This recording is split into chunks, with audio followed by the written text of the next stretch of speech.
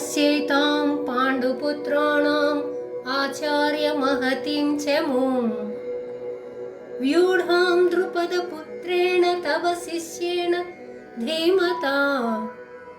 ఓ గురువర్య, బుద్ధిశాలి అయిన మీ శిష్యుడైన దృష్టద్యుమ్నుని చేత వ్యూహంగా అమర్చి ఉన్న పాండవుల ఈ గొప్ప సైన్యమును చూడుము.